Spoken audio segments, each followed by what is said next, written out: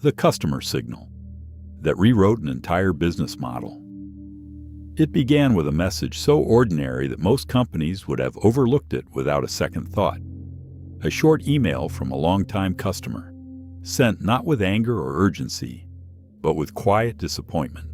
A single paragraph, a few sentences, nothing dramatic. And yet inside those few lines was a signal powerful enough to topple assumptions the company had built its entire strategy on. To understand why this story matters, we need to return to a moment when the company believed it understood its customers completely. They had data, surveys, dashboards, and years of stable demand. Their business model seemed proven. Their product line felt mature. And leadership was confident that minor adjustments, not major changes, would carry them into the foreseeable future. Our story begins in the customer experience department, where routine messages pass through daily. But the email that arrived that morning felt different. It wasn't a complaint about a broken feature or a delayed shipment. It was a reflection. The customer wrote that they no longer felt the company understood them, that the product didn't fit their world the way it once had, that something essential had drifted, not because the company did anything wrong, but because their lives had changed and the company hadn't changed with them.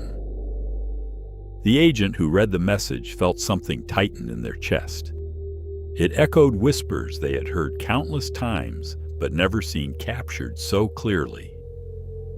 Without hesitation, they forwarded the email to their manager. And that simple decision set off a chain of events no one expected. When the manager read it, they didn't categorize it as a support issue. They saw it as truth. Truth their team had sensed for months. They escalated it to the head of customer research, who read it twice before forwarding it again. By afternoon, the email had reached product leadership. By evening, it was sitting in the inbox of the company's executive team. And beneath the polite disappointment of that message, leaders saw something they could no longer ignore. Customers weren't drifting away because of price or competition. They were drifting away because they had evolved, and the company hadn't. No one realized it yet, but this single, ordinary signal was about to trigger one of the most profound strategic resets the company had ever faced. The email spread quietly through leadership, carrying a weight no quarterly metric had captured. Executives reread it, searching for something they might have missed.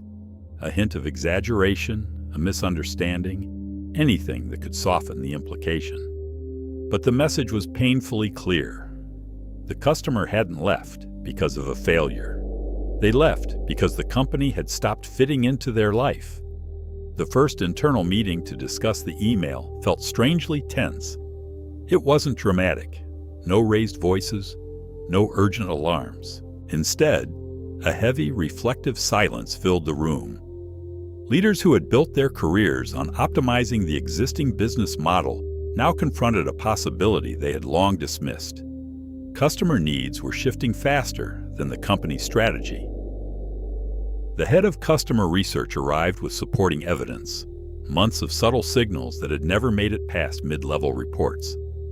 Customers asking for features that didn't align with the company's roadmap. Requests for flexibility the product wasn't designed to offer. Comments hinting that competitors, once considered irrelevant, were quietly becoming more attractive. Patterns that looked scattered before now formed a coherent message. But not everyone was ready to accept the implication.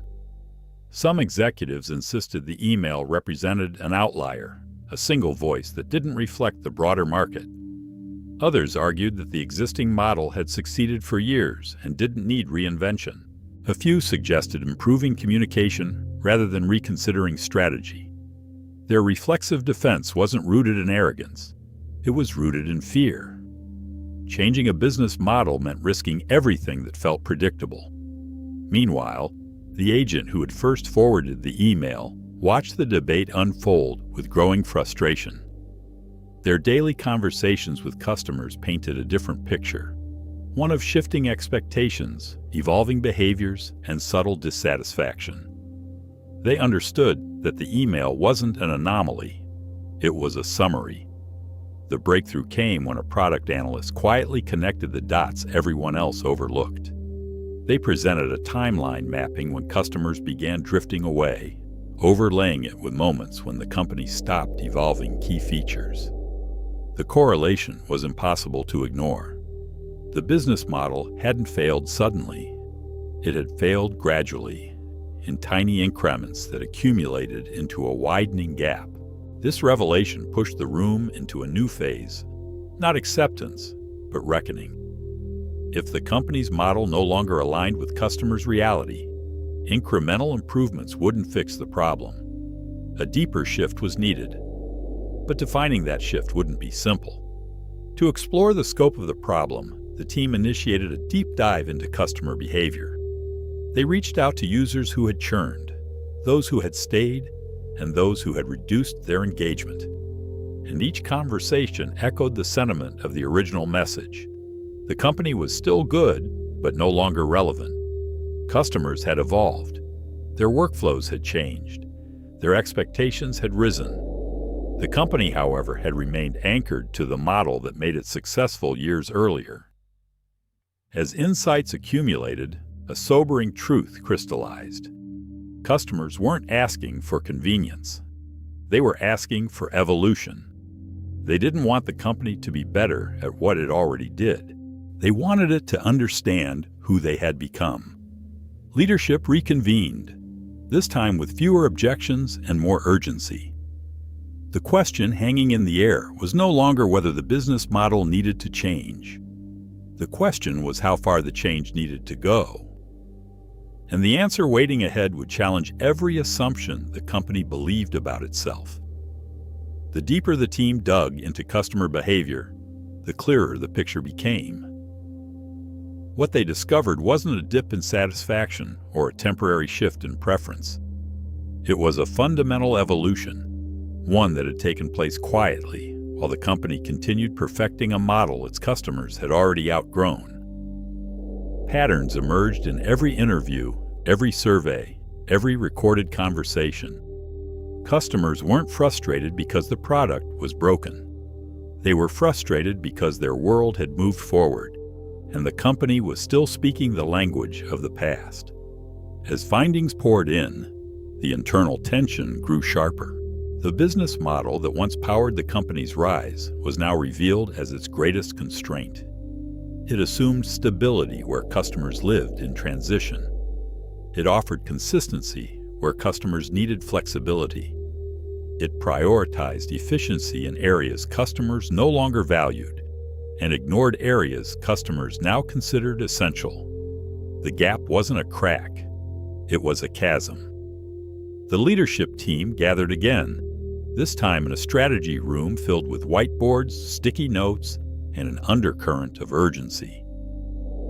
The head of product walked through a synthesis of everything they had learned. Each insight pointed to the same conclusion. The company's entire operating structure had been built around needs that no longer defined its users. Continuing to refine the old model would only deepen the disconnect. Some executives struggled with the implications. Pivoting a business model wasn't a feature update.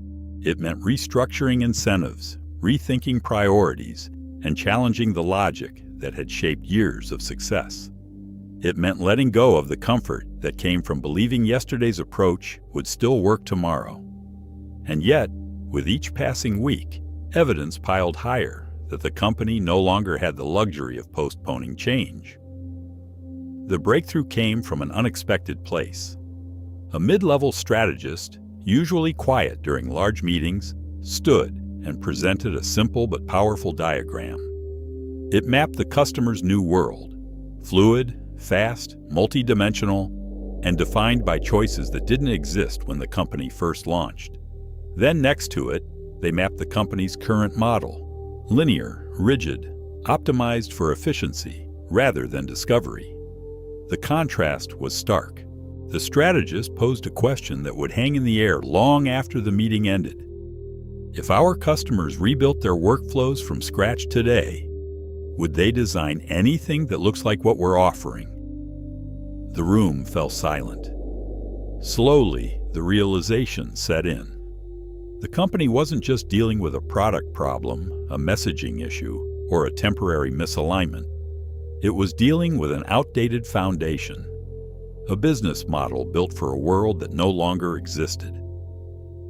From that moment, the conversation shifted.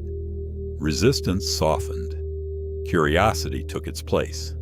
Ideas surfaced, bolder than anything proposed in years. Suggestions that once felt too risky now seemed essential.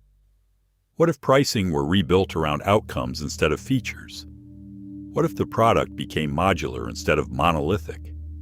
What if services shifted from static offerings to adaptive workflows? What if success were measured not by usage alone, but by the evolving needs customers didn't yet know how to articulate? It felt less like a meeting and more like a collective awakening. But the hardest step still lay ahead. To rebuild the business model, the company first needed to confront a truth it had never been forced to face. Evolution requires letting go. Letting go of assumptions. Letting go of old metrics. Letting go of the pride that came from believing the company knew its customers better than anyone else. The leadership team adjourned with a mix of excitement and fear. They knew the decision waiting in the next session would define the company's future. The choice was no longer between old and new. It was between relevance and decline, and the moment to decide was approaching fast. The final strategy session began with an intensity that felt different from every meeting before it. There was no defensiveness left, no attempts to preserve the past. The air carried the weight of a company standing at the edge of a decision that would redefine everything it believed about itself. Leaders who once argued for caution now sat quietly, absorbing the implications of weeks of research, reflection, and honesty. They knew the business model that brought them success could not carry them into the future. The CEO opened the discussion by projecting the customer's original email at the front of the room. Not to dramatize the moment, but to ground it. A reminder of the message that started all of this. A reminder that the truth had arrived not through dashboards or forecasts, but through a single voice brave enough to express what thousands more were feeling. This, the CEO said softly, is what happens when we stop listening. The room remained still. Then, one by one, leaders shared their final assessments. The head of product outlined how the old model limited innovation. The head of customer insights explained how users had shifted into workflows the current structure couldn't support. The operations lead described inefficiencies baked into a system optimized for a world that no longer existed. And the strategist who had drawn the contrasting diagrams reiterated the central truth. Our customers have evolved. We can either evolve with them or watch them evolve without us. The pivot on the table was sweeping. It required rethinking pricing, restructuring teams, redefining success metrics, and rebuilding the product around adaptability instead of rigidity. It meant uncertainty, volatility, a period of discomfort no spreadsheet could fully predict. But staying the same, the CEO reminded them, was no longer safety. It was surrender. The vote began. For the first time in years, every hand in the room raised an agreement. The company would rebuild its business model from the ground up. What followed was unlike any transformation the organization had attempted before. Teams were reorganized around customer outcomes instead of product silos. Pricing shifted to reflect value delivered, not features shipped. Rigid processes gave way to learning loops, continuous, open, and brutally honest. The product became more modular, more flexible, more aligned with the evolving needs customers voiced in real time. Research moved from the sidelines to the center, and the email that sparked the revolution became part of onboarding, a reminder of the cost of assuming you already know your customer. When the new model launched months later, the response was tidal. Customers who had grown distant returned with renewed interest. New segments emerged, drawn to the company's willingness to adapt. Even critics admitted the transformation felt genuine, not cosmetic.